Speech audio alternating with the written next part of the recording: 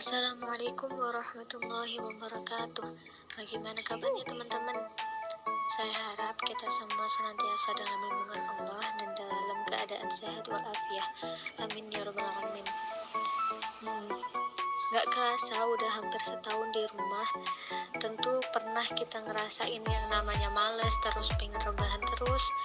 Nah, mumpung senggang, enaknya kita ngapain ya? Kayaknya gak enak deh kalau ngomong sendirian. Saya mau manggil Mbak Aziza dulu. Assalamualaikum Mbak Aziza. Waalaikumsalam Mbak Vina. Mbak Aziza lagi senggang gak? Alhamdulillah lagi senggang banget nih. Bosen gak kira-kira? Gak usah ditanya, jelas bosen banget kali ini aku Mbak. Nah sama, gimana kalau kita diskusi aja yuk? Manasin otak biar lebih fresh, hitung-hitung review materi juga. Setuju nggak? Setuju. Kira-kira mau bahas apa nih? Sebenarnya dari kemarin tuh aku agak bingung mengenai macam-macam ilah baik sanad dan matan. Kalau dipikir-pikir kan harusnya ada indikator atau sebab-sebab ilah ya. Dan kemarin tuh kita nggak membahas kan? Sama, kayaknya kita harus bahas indikator atau sebab-sebab ilah dulu deh Mbak. Gimana Mbak Aziza? Boleh banget itu Mbak, biar nggak rancu kali ya, jadi kita bahas itu saja, gimana? Oke? Oke deh, kalau dari yang aku baca, indikator atau sebab terjadinya ilah ada banyak ya Mbak Aziza. Benar banget itu Mbak Vina. Yang sudah kita pelajari kemarin, kalau tidak salah ada kurang lebih 14 indikator ilat. Nah, kita di sini akan membahas beberapa Mbak Vina. Saya dulu ya yang membahasnya.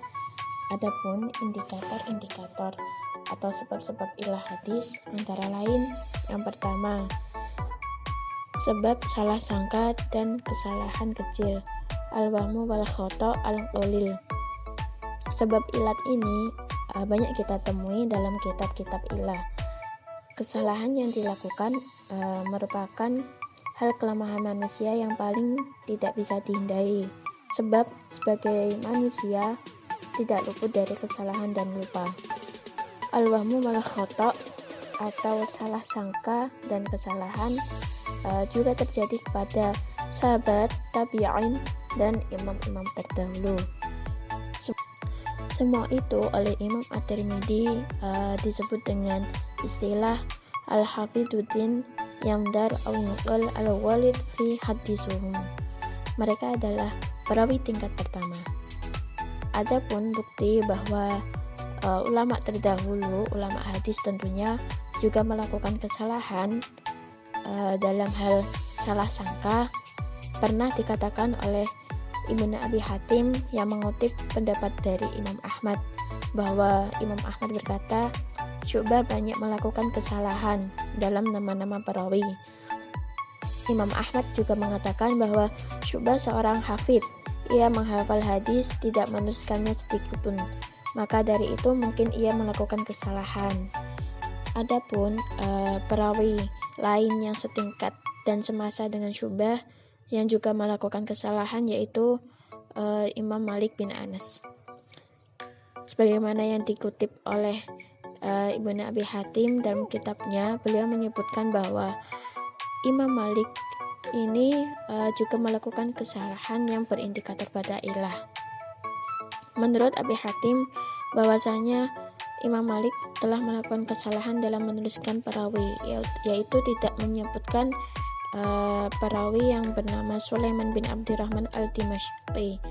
Hal ini terjadi pada hadis yang disebutkan oleh Imam Malik, yang mana perawinya terdapat satu nama perawi yang tidak disebutkan, yang mana seharusnya dari Nabi SAW, kemudian dari Al-Bira, kemudian dari Ubaid bin Faraz, kemudian dari Sulaiman bin Abdurrahman ad-Dimashqi, kemudian Amr bin Al-Haris, baru kemudian Imam Malik. Namun beliau melakukan kesalahan dengan menyebutkan yaitu Nabi SAW, Al-Bira, kemudian Ubaid bin Faraz. Setelah itu langsung ke Amr bin Al-Haris dan Imam Malik. Nah, dari sinilah terlihat bahwa Imam Malik ini melakukan kesalahan. Beliau tidak menyebutkan satu nama perawi saja.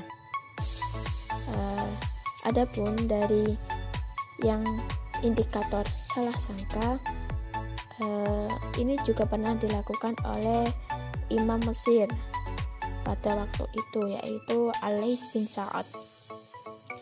Beliau merupakan orang yang tinggi derajatnya dalam hafalan dan kedobitannya dalam mengkritik hadis. Namun beliau ini oleh Ibnu Abi Hatim menemukan adanya kecacatan pada beliau sebab beliau salah sangka tersebut. Ibnu Abi Hatim dalam kitabnya mengatakan bahwa Al-Laits telah berprasangka salah mengira bahwa Zaid bin Aslam meriwayatkan dari Atha bin Yasar, padahal yang benar adalah Zaid bin Aslam meriwayatkan dari Abi Sholeh, dari Abi Hurairah, kemudian Abi Sholeh, kemudian baru Zaid bin Aslam. Sedangkan yang disebutkan oleh Al-Laits, beliau menyebutkan Abi Hurairah, kemudian Atha bin Yasar, kemudian Zaid bin Aslam, baru Yahya bin Bakar. Nah, terdapat salah kira di sinilah menyebabkan ilah pada perawi Al-Laits bin Sa'ad dalam hal meriwayatkan suatu hadis. Adapun indikator selanjutnya yaitu ikhtilat atau hilang akal. Ibnu Rajab sangat panjang lebar dalam membahas hal ikhtilat ini. Menurut beliau, ikhtilat menjadi dua bagian. Pertama, mengetahui urutan perawi sikoh, dan yang kedua menyebut perawi sikoh.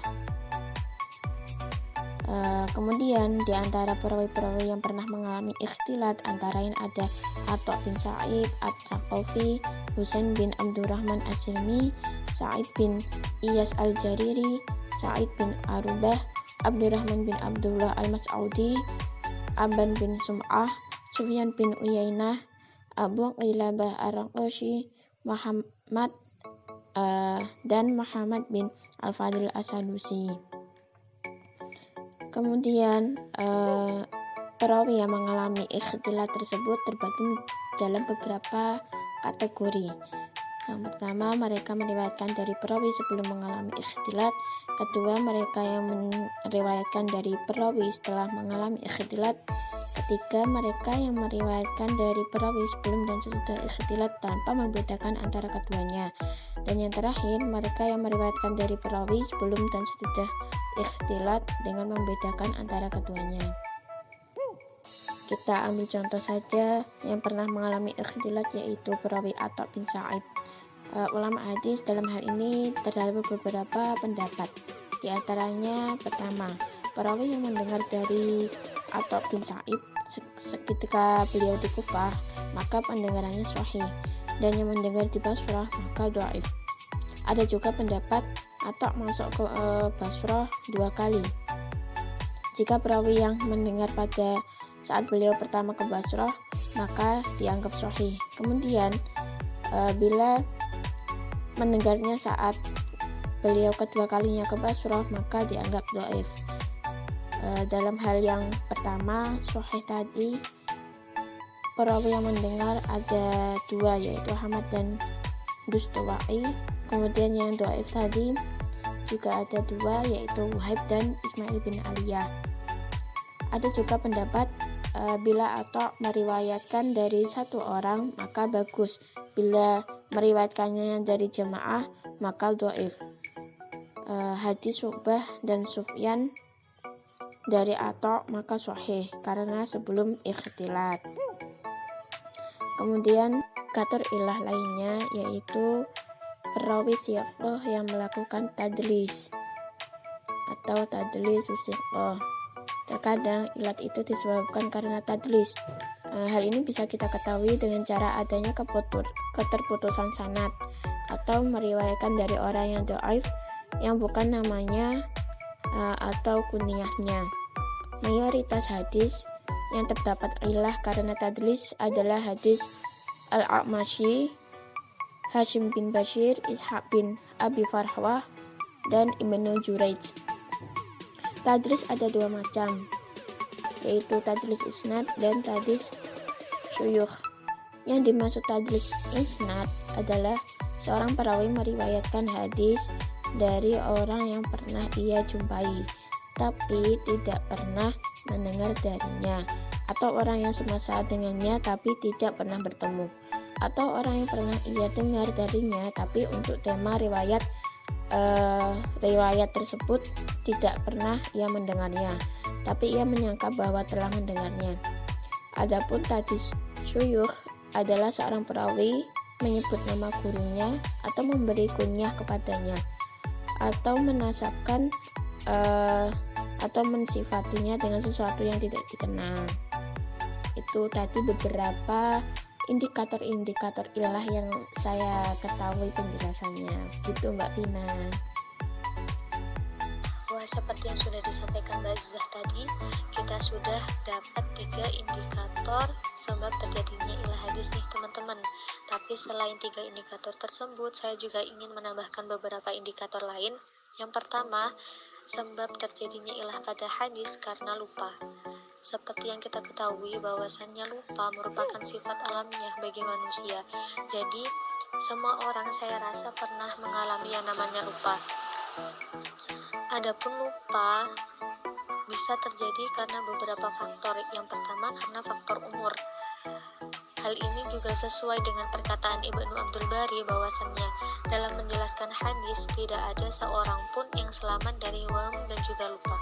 Karena jika Nabi saja yang dianggap sebagai manusia yang paling mulia pernah lupa, maka yang lain juga lebih memungkinkan untuk lupa.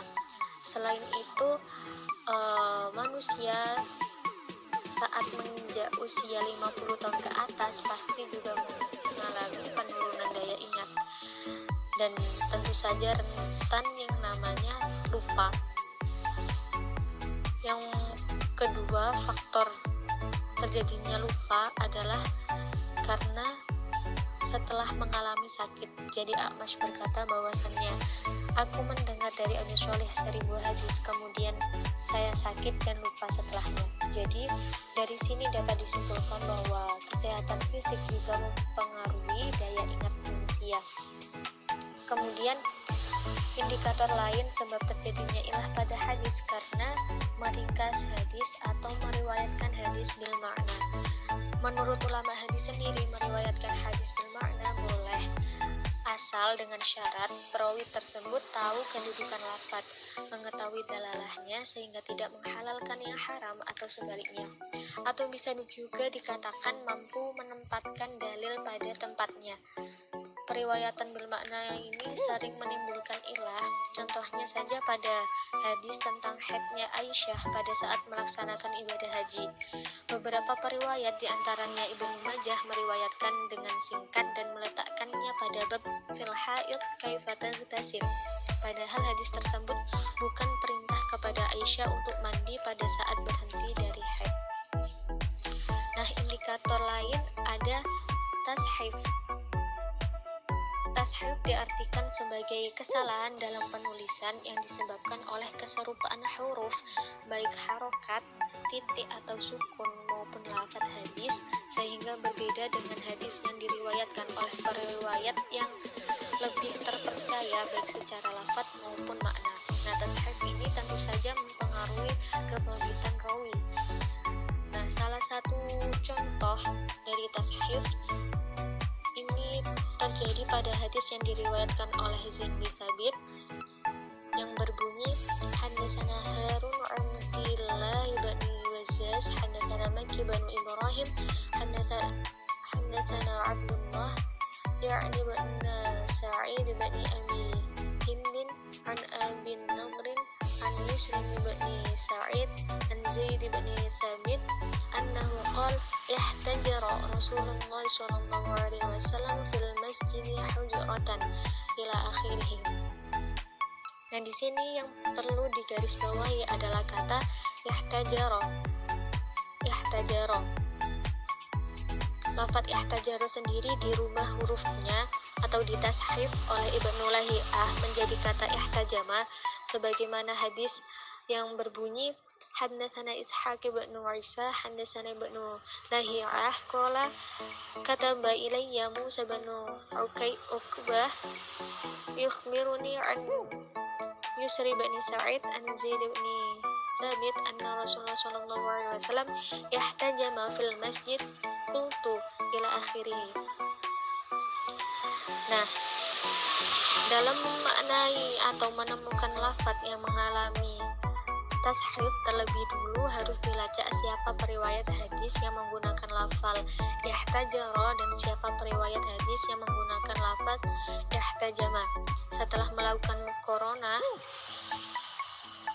didapatkan bahwasannya hadis dengan lafadz ihtajaro diriwayatkan dalam kitab Sahih Bukhari, Sahih Muslim, Musnad Ahmad bin Hanbal, Mustakhraj Abi Uwainah, dan juga Al-Mu'jam Al-Kabir.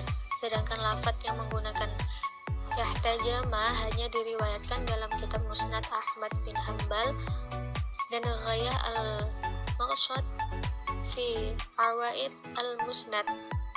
Nah, inkilab yang terjadi pada salah satu hadis tersebut berakibat fatal karena makna lafadz ihtajaro adalah membuat kamar dalam masjid, sedangkan makna ihtajama adalah berbekam dalam masjid. Tentu saja hal ini mempengaruhi makna hadis.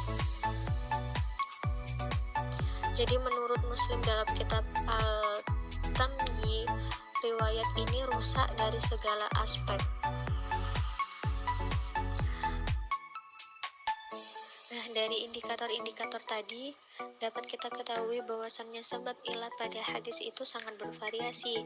Benar nggak Mbak Azizah? Banyak banget, bisa nambah keilmuan kita juga di bidang hadis nih.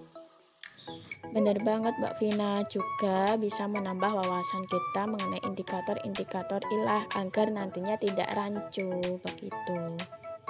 Alhamdulillah, dari diskusi tadi semoga bermanfaat bagi kita dan teman-teman semua. Kayaknya cukup untuk hari ini. Saya dan Mbak Azizah pamit undur diri. See you in the next video.